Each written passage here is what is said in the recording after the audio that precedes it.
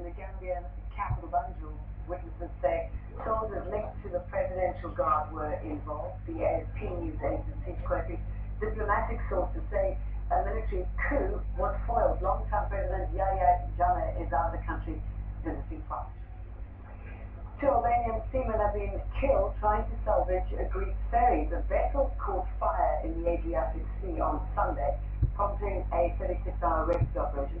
The Albanians died after a cable connecting the ship to their tugboat snapped. More than 400 passengers were evacuated to southern Italy after the ferry fire.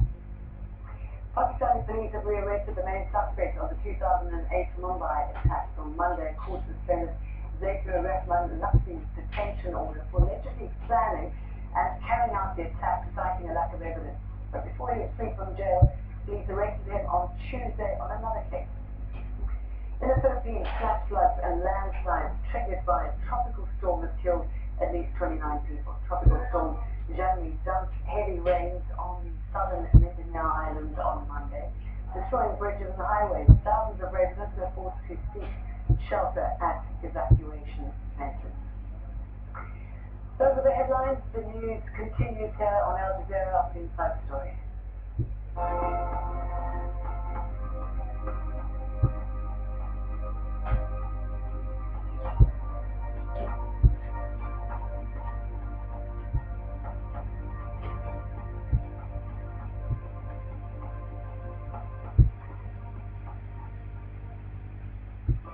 It disappeared with 162 passengers on board. Now the man in charge of the search for the missing AirAsia flight said it's probably at the bottom of the sea. Should we be more worried about aviation safety? And are airlines doing all they can to track their planes? This is Inside Story.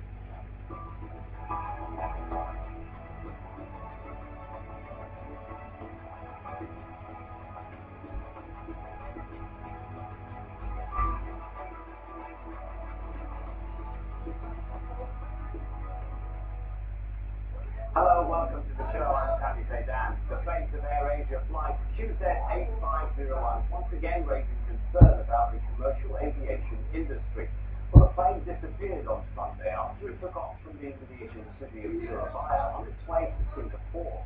It prompted a similar mix of anguish and mystery that followed the disappearance of a Malaysia Airlines plane 9 months ago. Questions about aviation safety, the tracking of commercial planes, and the rights of passengers and their relatives are once again the focus. Just minutes before air traffic controllers lost contact with the AirAsia flight, its pilots had asked permission to fly at a higher altitude to avoid bad weather. The event seemed to have a striking resemblance to the crash of Air France 447 on a flight from Rio to Paris in 2009. Well, back then, investigators found that climbing in dense, so-called towering clouds can lead to a build-up of ice particles, which in turn can cause airspeed indicators to malfunction. This kept the pilots from reacting properly to changes in flight speed. And as the plane slowed down, it began to stall. The Air France pilots kept pulling the plane's nose up at a sharp angle instead of pushing it down to gain speed as the aircraft plummeted into the sea. But it was at roughly the same altitude as AirAsia flight 8501 when it lost radar contact. Let's bring in the guests into this edition of Inside Story for us. Joining us from Hamburg is Tobias Ruckel, an aviation consultant. And on Skype from Wellington, John Walters, an aviation journalist. Welcome to you both. Let's start with Tobias first if we could. Planes disappearing, instruments freezing up, planes being shot down, going through clouds, never coming out apparently. Is it still safe to fly? Definitely, it's safe to fly. I think the aircraft is still one of the safest mode of transport. Of course, it's not free from any failure, and but it's extremely important that we find out the aircraft wreckage and especially the black boxes to find out what happened and draw the right conclusion out of that. John, what has changed since the disappearance of the Malaysia Airlines flight? What has the industry learned from and done any differently? Changes in as you might expect. These are wide-ranging proposals that have been made, and it's important to make sure that there's the right proposals for the right sort of measures that people want to take. So I mean, what are the right proposals? Has anybody introduced the right proposal? What's actually different for me if I'm a passenger getting on a plane, right? Anything to comfort me? Right now, there is not. However, the comfort I think we're recommending is this thing, is that it is extremely safe. Even despite the high performance of this year, Quest 14 still has the fewest fatal airline incidents in any year. And by no means on track to set any records, even in number of fatalities, despite it flew large airline incidents already, and it's distances that we're looking at now. Well, it may be a safer year, but severe. The troubles of both AirAsia and Air France planes seem to involve storm clouds, right? Planes going into storm clouds and then we don't see them again so far. Is it time to review the rules of flying into storm clouds? I think the storm cloud is only a factor in these incidents. If we now look into the crash investigation from the Air France flight, we find out that the response of the pilots was simply wrong. It is safe to operate even in stormy weather, but the human factor is widely underestimated. I think aircraft are built to operate in severe weather conditions. The trouble are often unfortunately to the pilots as the human factor. We'll talk a little bit more about human factor in a minute, but John, is there a problem with radar and flight system infrastructure over parts of Asia, since we now have two planes that people are looking for extended periods, shall we say? Radar extends at the general level only a few hundred nautical miles off the coast of any one country. In this particular area, Australia has an over-the-horizon radar called Brron, which should in theory have captured some of the movement of the aircraft. But as we're looking at now, in the search for debris for rescue, and indeed to detectable black boxes, we're really looking at the same vast area because as much as we can track an airliner at altitude, if the 32 to 38,000 feet between its departure from normal flight and its impact to something that we're not able to track yet except by radar. And it doesn't seem that the radar operators to track it from sky to sea level, as it were.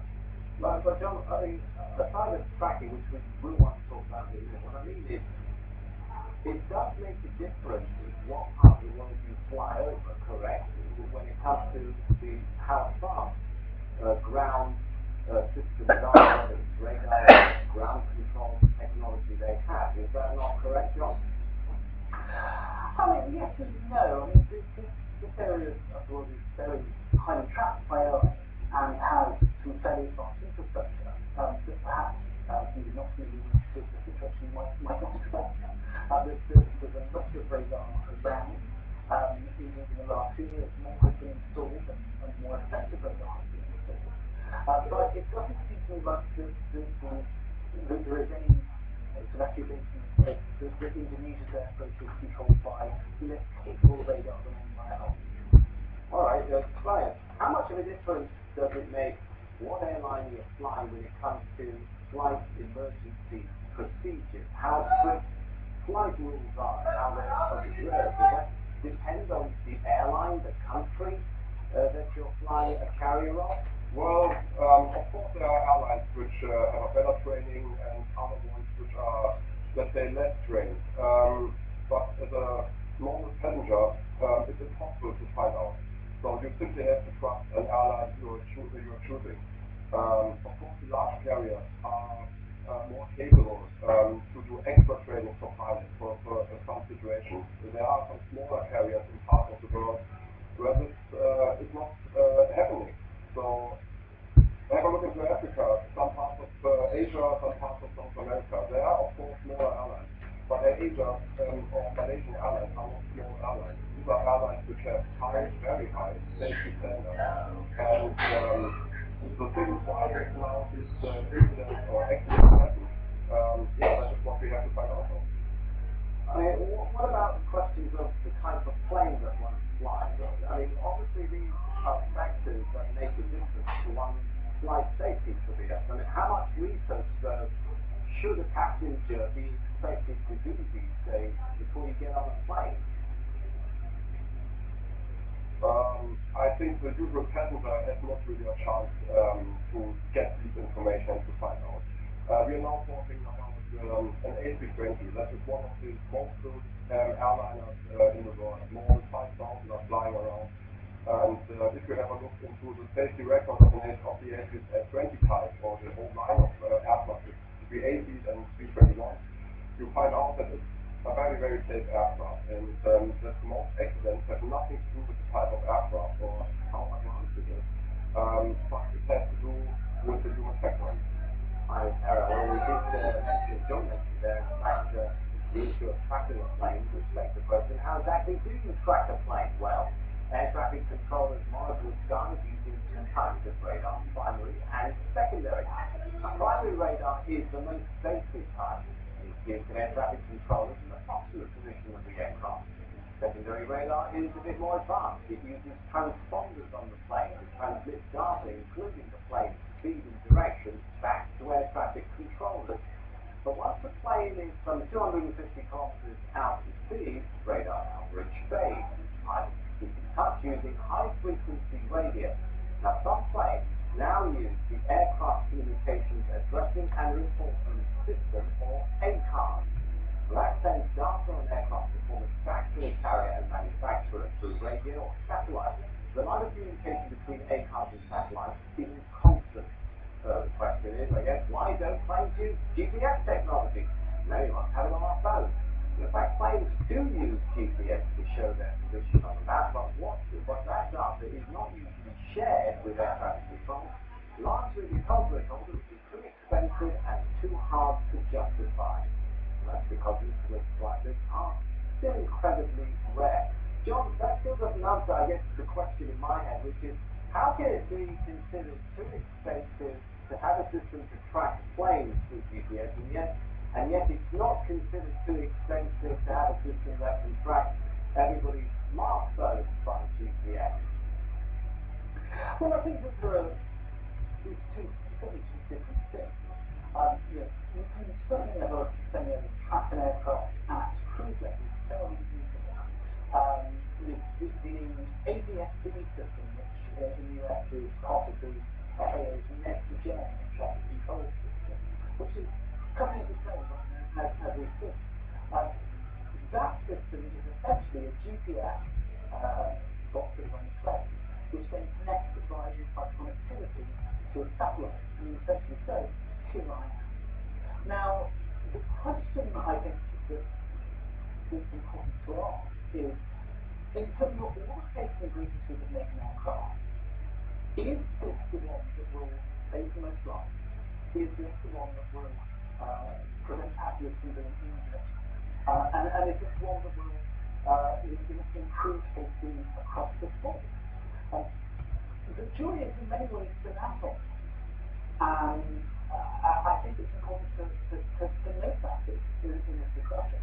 Okay, the jury may be out, but I guess my basic question, let me take it to Sophia, is why is it still considered, whatever the stage of the debate is, why is it considered too difficult to simply track an aircraft with GPS? Why are there all these reasons here about how it can't be done, yet we all carry smartphones in our pockets which could be tracked? I think that's the basic question that many people simply don't find a convincing answer to. I think there is possibly an answer to it, and it's all about cost.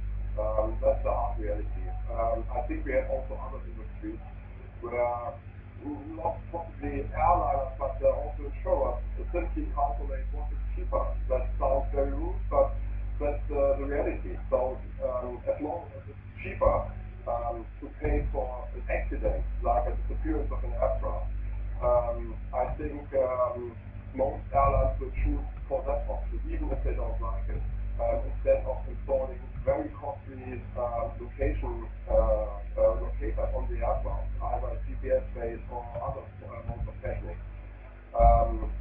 That's definitely a problem. I think if the technical side would be cheaper and the insurance side would be more expensive, we would have immediately this technique on the aircraft. is the problem cost, or is the problem awareness and education? I mean, airlines spend, some airlines spend a lot of money in installing the latest in-flight entertainment systems, right? But that's probably reflected in higher costs for those airlines, but people still fly them because they feel like they're getting value. Is the problem information, people being aware that they would be willing to pay a little bit more money perhaps if they knew that they're flying an airline which has all of these extra safety or tracking features on it? Is the problem just getting the information out to the public? I don't think so. To be honest, the majority of airlines worldwide, well, certainly in the developing world, but a lot of the developing world, they're big kind of far extra. They're only the equivalent airlines, let's be clear. They're only, across all the areas, they're only notional instances, are very small ones, with a hard landing. But all the way back in 2007, really injured the aircraft was repaired and continued to fly. So I think part of the problem is sort of looking at the airline in the industry in its context. You are significantly more likely to be injured or killed going to the airport than you are flying. We do all get behind in the car. We all get behind, we're moving into a taxi with somebody who's driving to that, we have had no opportunity to do so. I think that the difference with aviation is that people don't have the ability, and they feel they have the ability, to be in control. If you're on a bus or a train or in a car, you feel that you could, if you're driving a car, you could avoid an accident. Or if you're in the bus with them, you could have the window as necessary, and so people aren't pointed of concern. But in an aircraft, you're not using the parachute security with life jackets. And I think that the fact that people are not in control, and feel not in control, contributes to a much higher sense of risk or danger that is actually there. And humans are very bad at evaluating those high impact, very, very low levels of risk. It is not something that our brains do very well. Right, so it's about the sense of vulnerability and loss of control.